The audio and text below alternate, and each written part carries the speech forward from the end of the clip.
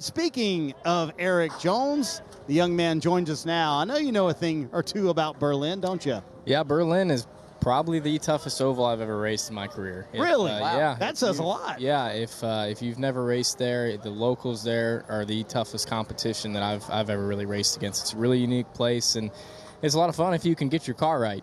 We talk about that a lot when you go to local short tracks. This whole campaign is showing us all these local tracks.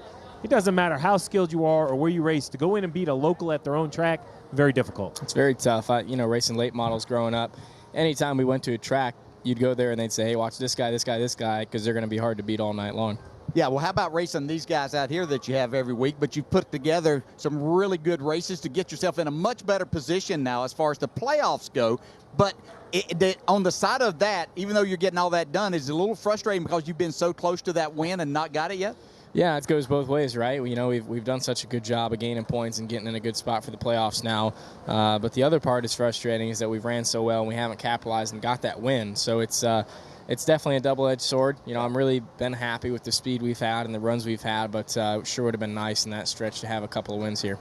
We talked earlier, I think it was at Chicago, about just the type of racing. And you said even in your young career, it shocked you how much has changed just this year. What was acceptable in the second or third race has moved and moved. So what are we going to expect here on Sunday in this race? A lot of aggression. I was surprised today, even with the PJ1 a little bit, and qualifying trim only, right? We only made 5-6 laps all day, but even seeing it kind of coming in truck practice with the track being wider this weekend, it's just going to amp that aggression up, and you're going to be seeing some big moves.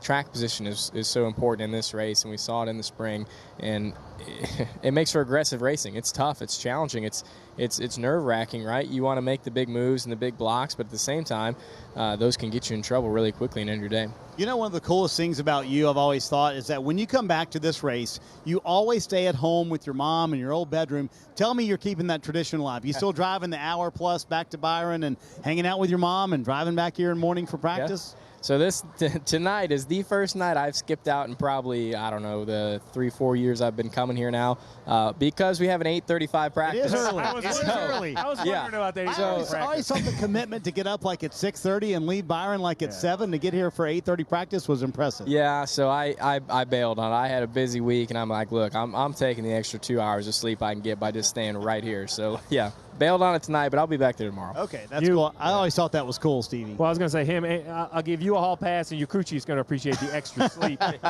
Sure he will. Talk about that 8:30 practice. We're going to have practice tomorrow morning at 8:30. It's going to be cool. The track's going to have a lot more grip. How, as a driver, do you approach that?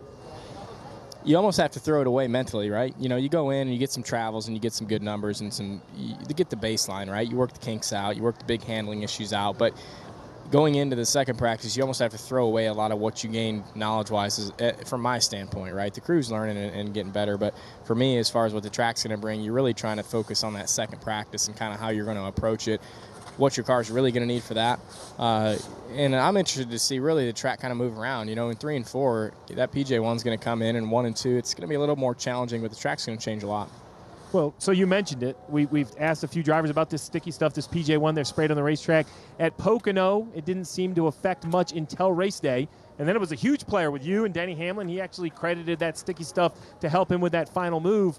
Take us here at Michigan. It looks very high, but do you think there's certain areas, and when the groove widens out, traffic widens out, you may use it? Yeah, I think so. I was surprised even today down in 3 and 4. We could get our right sides up. I had all 4 in it on entry a few times and kind of moving around, feeling it out.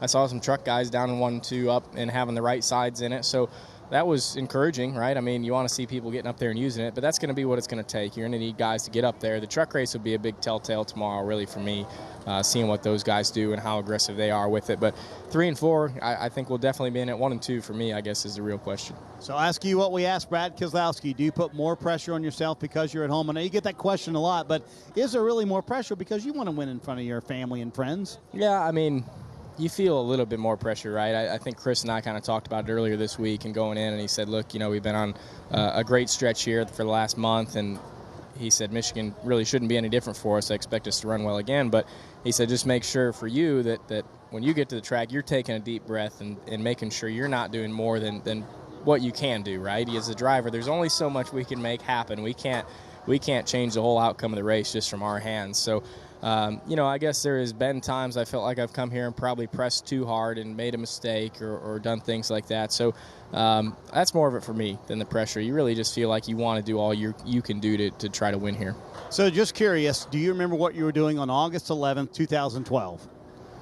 Oh, 2012? Yeah. Well, no. Oh, I thought you might have had it. Oh, what was I doing? I don't know. You raced at Berlin. You finished third that day. Who won that day? What was I racing? Do you know? I don't know. I just know the date. I know the date. 2012. I think we have video. Oh, we have video. I think Maybe. I remember the race. Oh man, Arca? Oh yeah. Who won that day? Chris Buescher? Yes. Yeah. Okay. Guess who's on the other line with Burton? Is it crazy? Yeah, It's I Buescher. remember There you that go. race. You guys Yeah. relived this moment. Buescher won. You finished third. Good day for both of you. Yeah. Although you didn't get the victory. I came back next year. I got it. There you go. All right. Drivers never remember their third. Look how young Buescher is. Hey, thanks for joining us. Erik Jones hanging out with us, the Michigan native. Hey Motorsports fans, thanks for watching. Make sure you hit subscribe before you go for all the latest news and highlights across motorsports.